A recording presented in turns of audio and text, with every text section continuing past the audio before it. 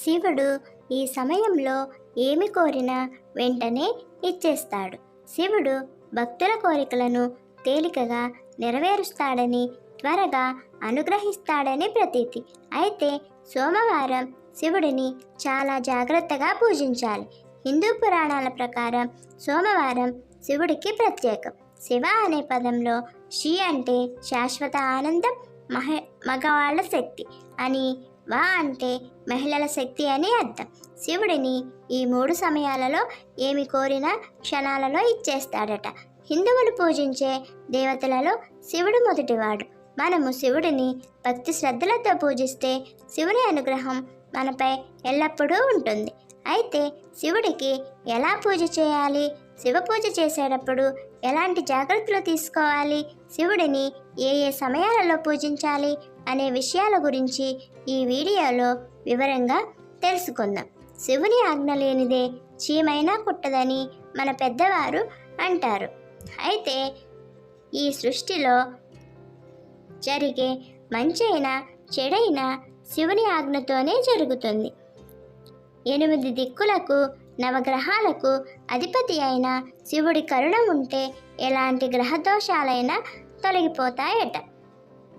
శివుడిని లింగ రూపంలో కొలవటం వల్ల ఆ వ్యక్తి తన జీవితంలో ఉన్నత స్థాయికి చేరుకుంటారని వేదాలు చెప్తున్నాయి.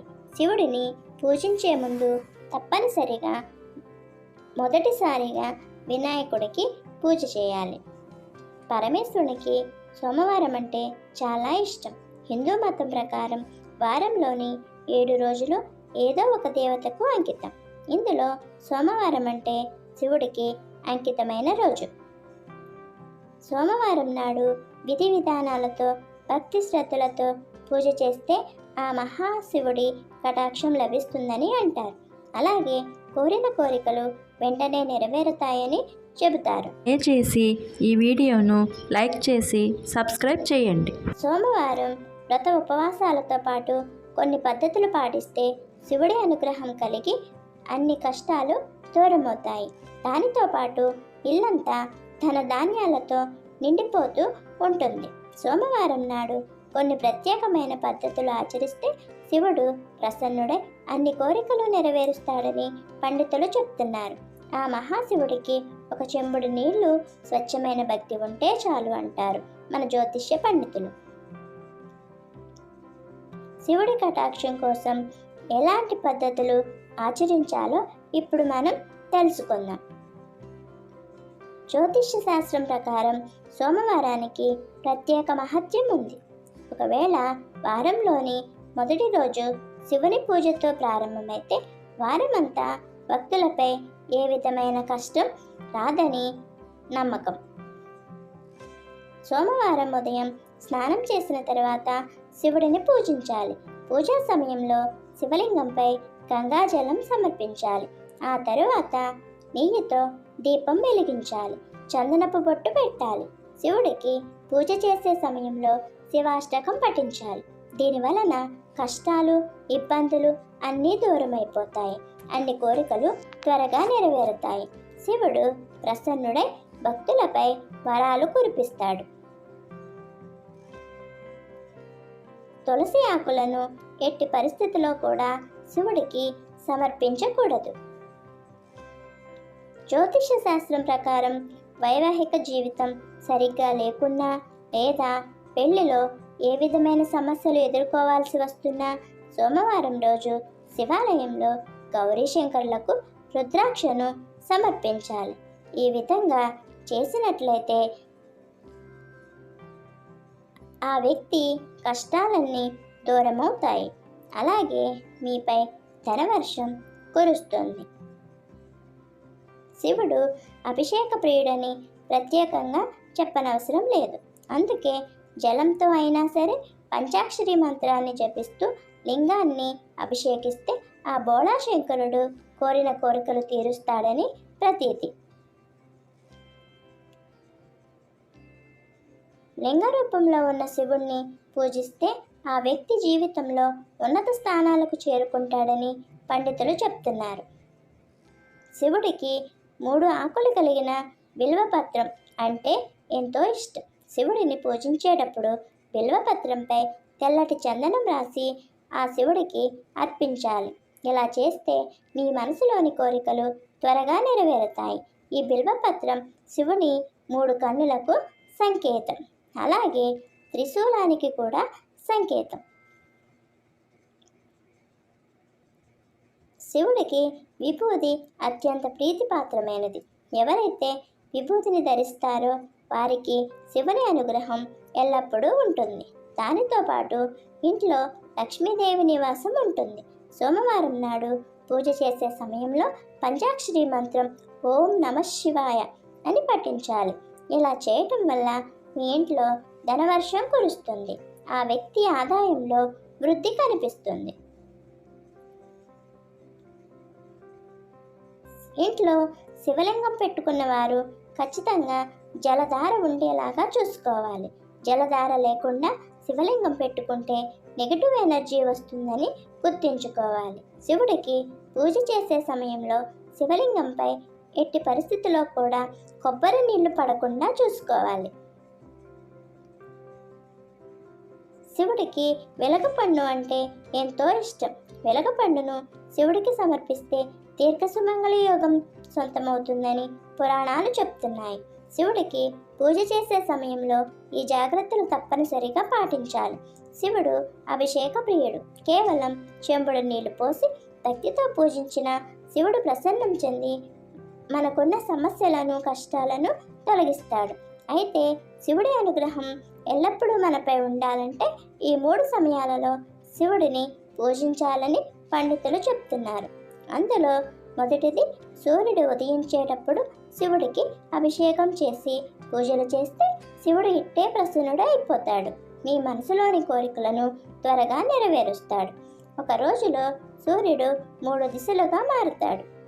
1 ఉదయం అంటే సూర్యోదయం, మరియు 2 మధ్యాహ్నం సరిగ్గా 12 గంటలకు, 3 సాయంత్రం అంటే సూర్యాస్తమయం.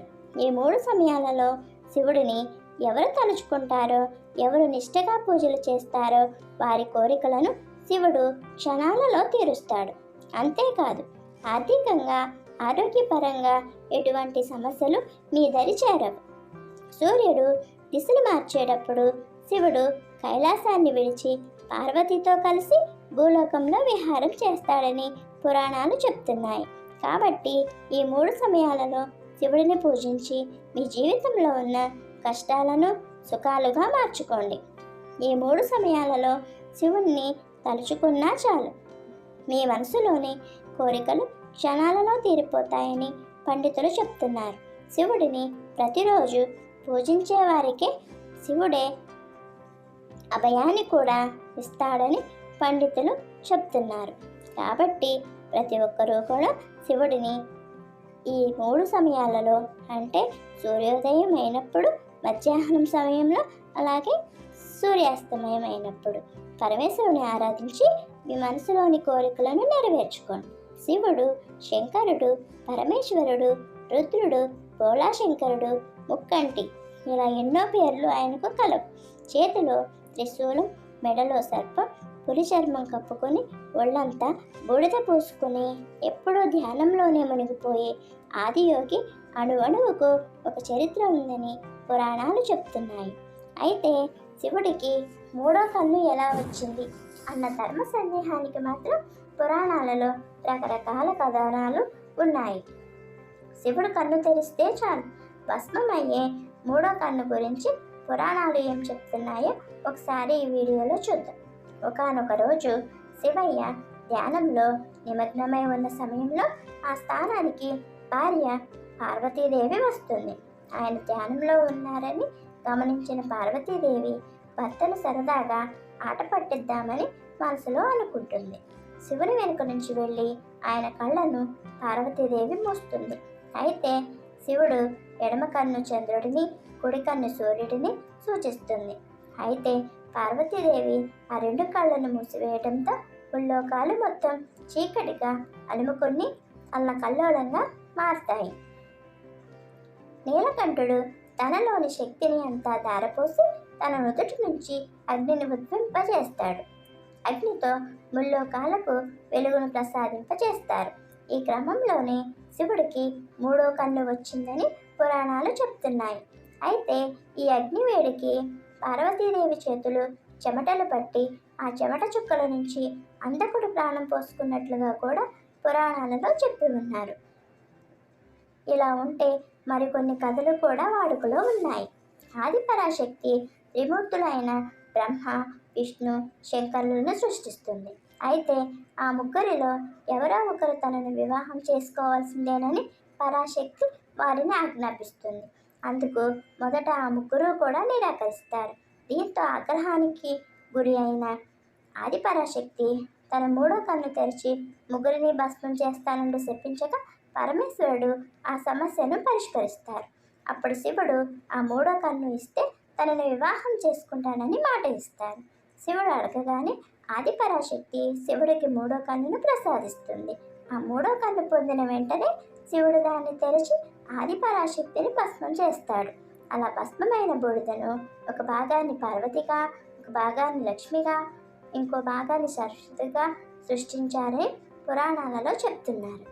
హిందువులు అత్యంత భక్తి శ్రద్ధలతో జరుపుకునే పండుగలలో మహాశివరాత్రి ఒకటి. శివరాత్రి పూజ శివ శక్తి కలయికను సూచిస్తుంది. అందుకే దీనికి అంతటి ప్రత్యేకత. శివుని అభిషేక ప్రియుడు అంటారు. ఆయనకు భక్తితో ఒక చెంబుడు నీళ్లతో అభిషేకం చేస్తే ఎంతో సంతోషిస్తాడు. శివరాత్రి రోజున తన శక్తి కొలది బంగారం లేదా వెండి కుందులలో ఆవు నేతితో దీపం వెలిగించి పురోహితులకు దానం చేస్తే అజ్ఞాంధకారం నశిస్తుంది. అంత స్తోమత లేని వారు కనీసం తోటకూర కట్ట సమర్పించిన వారికి అంతులేని సంపదలు కలుగుతాయట. అయితే మహాశివరాత్రి రోజున శివుడికి అత్యంత ప్రీతికరమైన పుష్పాలతో పూజిస్తే విశేష ఫలితం ఉంటుంది. మహాశివుడికి ఇష్టమైన పుష్పాలు, పత్రాల గురించి వేదాల్లో పేర్కొన్నారు. మారేడు దళాలు శివుడికి అత్యంత ఇష్టమైన పత్రాలు. పవిత్రమైన ఈ పత్రాలతో పూజించడం వల్ల శివానుగ్రహం లభిస్తుంది. అంతేకాదు వీటిని త్రిమూర్తులకు చిహ్నంగా భావిస్తారు. నాగమల్లి పుష్పం శివుడికి అత్యంత ఇష్టమైనది. దీనితో శివుడిని పూజిస్తే అనుగ్రహిస్తారు. శంఖం పువ్వులు కేవలం శివారాధన కోసమే వినియోగిస్తారు. ముదురు నీలం రంగులో ఉండే ఈ పుష్పాలతో పూజిస్తే దేవతలు ప్రసన్నమవుతారు. సంపంగ పూల వాసనంటే దేవతలకు చాలా ప్రీతి. వీటితో పూజించే వారికి శివుడి కటాక్షం జరుగుతుంది. ఎల్లప్పుడూ సంతోషంగా ఉంటారు. జిల్లేడు పుష్పాల వల్ల మనుషుల్లో జ్ఞాపక శక్తి పెరుగుతుంది. ఆధ్యాత్మికంగాను వీటికి చాలా ప్రాధాన్యత ఉంది. శివుడికి పూజించిన ఈ పూలను తలపై ధరిస్తే పూర్వజన్మలో చేసిన పాపకర్మలు నశిస్తాయట. వీటితో శివునికి అభిషేకం చేస్తే సంతోషం, మానసిక ప్రశాంతత కలుగుతుంది. చేసిన తప్పులను క్షమించమని వేడుకుంటే శివుడు అనుగ్రహిస్తాడు.